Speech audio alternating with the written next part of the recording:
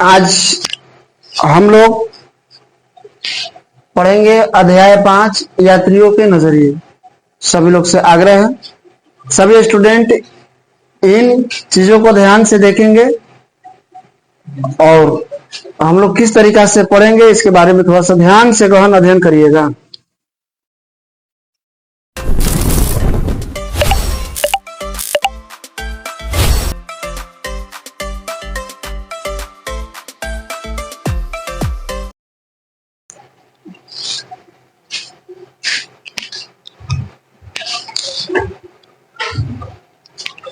आज हम लोग सबसे पहले अध्याय 5 यानी आर्ट्स का जो आर्ट्स क्लास है उनका अध्याय 5 यात्रियों के नजरिए के बारे में आज हम लोग अध्ययन करेंगे।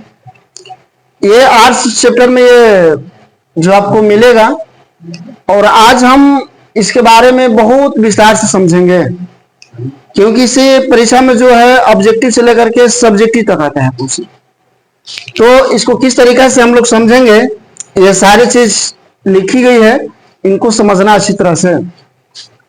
यानी पहला हम स्टेप ये समझेंगे कि इस चैप्टर में जो दिया गया है अध्याय 5 यानी यात्रियों के नजरिए, यानी यात्री जो मतलब कि करते हैं तो उन लोग को जो है किस तरीका से यात्रा करते हैं उनके बारे में हम लोग आज चर्चा करेंगे, जिसमें है लोग यात्राएं क्यों करते थे। ध्यान दें आप, लोग यात्राएं क्यों करते थे, यानी किसी ना किसी वजह होगा जिसकी वजह से लोग जो है यात्रा करते हैं।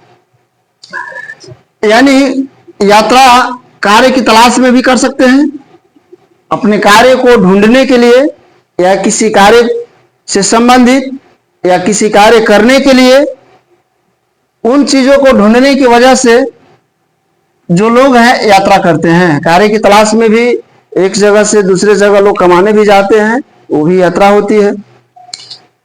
अब दूसरा स्टेप में बताई गई है प्राकृतिक आपदाओं से बचाव के लिए, यानी जो प्राकृतिक चीज की अनहोनी जो घटना होती है, जैसे में भूकंप आ जाए या कोई बाढ़ आ जाए, उस परिस्थिति में जो है वहां से छोड़ करके अपना गांव जो है या शहर जो होती है दूसरे जगह पे लोग चले जाते हैं, वो भी यात्रा होती है।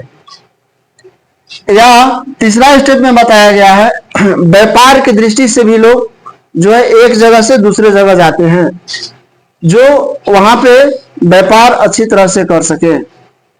इसलिए हम लोग समझेंगे कि किस तरीका से ये यात्रा है। फिर उसके बाद में सैनिक पुरोहित और तीर्थ यात्राओं के रूप में सैनिक भी जो होते हैं एक जगह से दूसरे जगह जाते हैं। जैसे मान लिया जाए बिहार फोर्स हो गए तो बिहार में रहेंगे।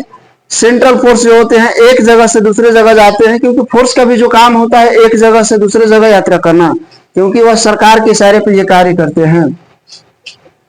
5वां नंबर में है साहस की भावना से प्रेरित होकर, यानी साहस की भावना से भी जो लोग होते हैं एक जगह से दूसरे जगह जाते हैं। तो आज हम लोग इसके बारे में चर्चा करेंगे और विस्तार से समझेंगे। ये आर्ट्स सब्जेक्ट है, तो आर्ट्स सब्जेक्ट में हम लोग अच्छी तरह से गहन अध्ययन कर लेंगे, तो जरूर हमें शिक्षा मिलेगी कि यात्रियों के नजरिए से, यानी हम समझेंगे कि इसमें कौन कौन मेन में भूमिका है इन लोगों को।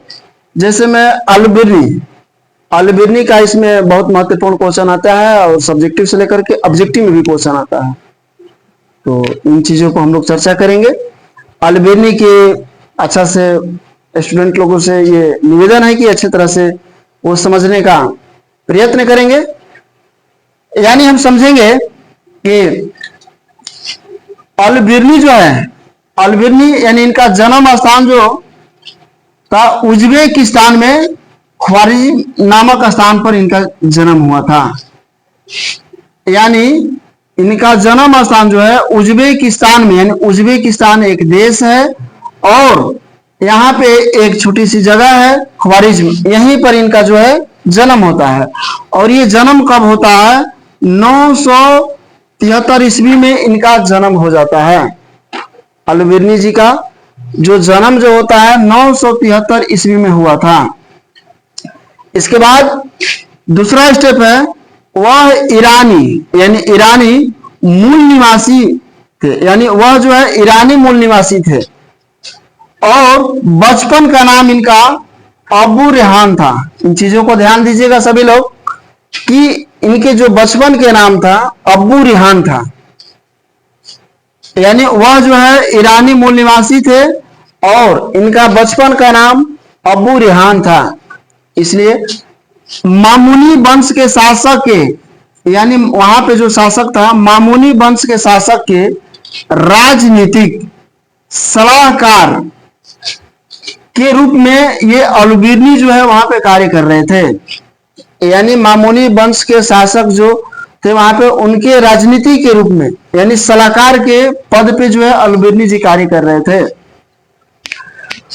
वह जगह यानी ख्वारिज्म जो जगह जो थी, यानी ख्वारिज्म जगह जो थी शिक्षा के लिए बहुत प्रसिद्ध जगह थी। यानी वहां पे जो वह जगह जो था जहां पे अलबिरनी जी का जन्म जहां होता है, वह जगह जो है वह शिक्षा के क्षेत्र में वह बहुत अच्छा केंद्र बन चुका था, क्योंकि वहां पे जो भी लोग जा रहे थे वहां पे अच्छा ज्ञान ले रहे थे और वहां पे बड़े बड़े विद्वान भी हुए और वहां पे शिक्षा लेकर के वह आगे की ओर बढ़ते रहे। इसलिए वह केंद्र जो है शिक्षा का केंद्र बन जाता है। वहीं से भी अलबिरनी जी भी शिक्षा ग्रहण किए हैं। जो अलबिरनी ने अपने समय की सबसे बेहतर शिक्षा प्राप्त किए थे, इस चीज को ध्यान देना है सभी लोग को कि वह अलबिरनी जी जो है अपने समय का वह सबसे बेहतरीन शिक्षा प्राप्त किए हैं। अलबिरनी को भाषाएं सीरियाई, फारसी, हिब्रू, संस्कृत आदि भाषा, यानी इनको सभी भाषा आता था, लेकिन एक यूनानी भाषा नहीं इनको आती थी। इन चीजों को ध्यान दीजिएगा ऑब्जेक्टिव को, क्योंकि ये बहुत क्वेश्चन अच्छा है कि क्वेश्चन ये आएगा, ये क्वेश्चन इसमें आएगा कि अलबिरनी जी को कौन सा ऐसा भाषा था जो उनको जानकारी नहीं थी, यानी उनको भाषा नहीं आती थी यूनानी। ये ऑब्जेक्टिव में ये क्वेश्चन को देता है। उसके बाद में हम लोग यहाँ पे समझेंगे, ये सारे बातों को समझ में आया। अब इसके बाद में आगे देखेंगे अलबिरनी यानी अलबिरनी भारत कैसे आए। अब यहाँ पे मुद्दा ये होती है कि ये तो सारे इनके जन्म क्रम हुआ और यह जो है अलबिरनी जो है भारत कैसे आए। यानी सन 1017 ईस्वी यानी 1017 ईस्वी में, यानी 1017 ईस्वी में ख्वारिज्म पर क्या होता है कि आक्रमण हो जाता है। अचानक क्या होता है कि उसमें आक्रमण हो जाता है। जी वही आक्रमण हुआ, यानी यह आक्रमण करने वाला था सुल्तान मोहम्मद गजनबी। यह मोहम्मद गजनबी जो है ख्वारिज्म पर यानी 1017 ईस्वी में अटैक कर देता है और अटैक करके यानी मोहम्मद गजनबी ने ख्वारिज्म पर आक्रमण करके यहाँ के सभी कवियों और विद्वानों को अपने साथ अपनी राजधानी गजनी ले गया। यानी जो उसमें जो अलबिरनी भी थे, उसमें जो भी यानी कवि थे, विद्वान थे, यानी जो मोहम्मद गजनबी जो है जब वह ख्वारिज पे आक्रमण किया तो इन सारे विद्वानों को और कवियों को लेकर के वह गजनी चला जाता है। और जब गजनी चला जाता है तो गजनी के राज ज्योतिष के पद पर रखा और वहां पे ले जाकर के यानी उसमें जो यानी ख्वारिज में जो जगह है अलबिरनी जी जो है इनको ले जाकर के वह राज ज्योतिष के पद पर रख देता है। यानी कौन रखता है तो इसमें जो मोहम्मद गजनबी जो है यह राज ज्योतिष के पद पर ले जाकर के इन्हें रख देता है और वहां पे कार्यभार जो है ये जो है मतलब कि अलबिरनी जी जो है इन कार्यभार को देखने लगते हैं। उसके बाद में क्या होता है, जब पंजाब का हिस्सा भी महमूद के नियंत्रण में आ गया, यानी जो पंजाब का हिस्सा जो ये भारत का जो है यानी उस पर जो है मोहम्मद गजनबी क्या करता है कि उस पर आक्रमण करता है। आक्रमण करने के बाद वह जो हिस्सा जो होता है वह मोहम्मद गजनी के अधीन हो जाता है तब जाकर के मोहम्मद गजनबी उन्हीं के साथ अल बिरनी को भारत आने की रुचि बढ़ी, यानी जब ये आक्रमण कर लेता है तब जाकर के मोहम्मद गजनबी के साथ वह भारत में आते हैं। यानी 1018 ईस्वी में 1018 ईस्वी में मोहम्मद गजनबी के साथ भारत आया। कौन आया? तो इसमें जो है अल बिरनी जो है मोहम्मद गजनबी के साथ वो भारत आता है। भारत आने के बाद वह 10 वर्षों तक रहा। 10 वर्ष तक आकर के यहाँ पे गहन अध्ययन किए, और गहन अध्ययन करने के बाद यहाँ पे शिक्षा, संस्कृति, यानी हर चीजों से हिंदू धर्म माने के बारे में पूरा ढंग से कई पुराणों की इन्होंने अध्ययन किया। यह प्रथम मुस्लिम थे जिसने पुराणों का अध्ययन किए। ये बहुत अच्छी क्वेश्चन है, इस चीज को ध्यान दिया जाए। यह ऐसे मुसलमान थे, प्रथम मुसलमान थे जो पुराणों का अध्ययन किए, जिसमें वायु पुराण, विष्णु पुराण, मत्स्य पुराण, इन चीजों को जो अल बिरनी जी जो है 10 वर्षों के अंदर में इनको अच्छी तरह से अध्ययन कर लिए। गजनी लौटा, यानी अल बिरनी जो है गजनी लौटे 1030 ईस्वी में, और लौट करके अरबी भाषा में वहां पर भी लिखे किताब में, यानी किताब का नाम था उल हिंद। अंतिम में क्या होता है कि 11वीं सदी का इनको बोला गया दर्पण, यानी इनको बोला गया कि 11वीं सदी का इन्हें दर्पण कहा जाता है। 11वीं सदी का दर्पण कहा जाता है इन्हें। और अंतिम चरण में 1048 ईस्वी में इनकी मृत्यु हो गई। अंत में बेचारे जो है ये दम तोड़ देते हैं, और इनका 1800 यानी 1048 ईस्वी में इनकी मृत्यु हो जाती है। और उस किताब में क्या लिखी गई है, उस किताब के बारे में थोड़ा सा हम लोग चर्चा करेंगे। किताब उल हिंद जो है यह अल बिरनी ने लिखी। यह चीज को ध्यान देना है कि किताब उल हिंद जो है यह अल बिरनी ने ये किताब को लिखे थे। यह अरबी भाषा में लिखी गई थी। यह कौन भाषा में लिखा गया? यानी अरबी भाषा में लिखी गई।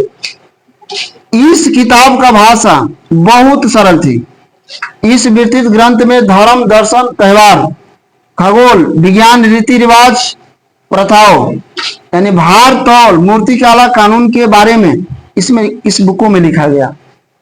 यह किताब 80 अध्यायों में विभाजित किया गया था। जातिवाद केवल भारत में नहीं, फारस में भी है। यह जो बात जो है अल बिरनी जी ने ये चीज को बताए हैं। एक बार हम शॉर्ट में बता देना चाहते हैं, इनके बारे में थोड़ा सा ध्यान से समझेंगे सभी लोग। ये इसमें से बहुत सारे ऑब्जेक्टिव भी निकल सकते हैं। देखिए, सबसे कहने का मतलब ये है कि यात्रा के बारे में हम लोग पढ़ रहे थे, और इसमें जो अल बिरनी जी का जन्म जो होता है उज्बेकिस्तान में होता है। और उज्बेकिस्तान में एक छोटा सा जगह है जिसका नाम है ख्वारिज्म, और वहां पे 973 ईस्वी में इनका जन्म हो जाता है। और वह ईरानी मूल निवासी थे, लेकिन बचपन में उनको अब्बू रेहान कहा गया। उसके बाद में वह जो है ख्वारिज्म जो है एक शिक्षा का केंद्र बन जाता है। वहां पे ये बहुत मतलब कि वहां पे एक ऐसी माहौल बन जाती है पढ़ने की वजह से, क्योंकि वह अपने समय की जो है अल बिरनी जो है बहुत प्रसिद्ध और बहुत मशहूर व्यक्ति थे।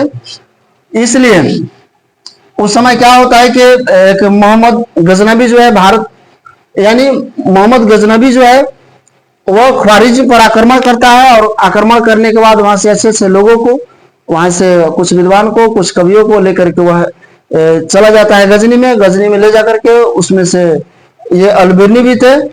और वहां पर ले जाकर के फिर उसके बाद में वह पंजाब पर आक्रमण करता है। पंजाब पर आक्रमण करने के बाद पंजाब जो होता है उसको कुछ नियंत्रण में आ जाता है मोहम्मद गजनबी के। फिर वहां से जो है मौका मिलता है अल बिरनी को, यानी भारत में आने का, और आकर के यहाँ 10 वर्षों तक रहा। 10 वर्षों के बाद में यहाँ की जो रीति रिवाज है उन चीजों को, सारी चीजों को लिखा।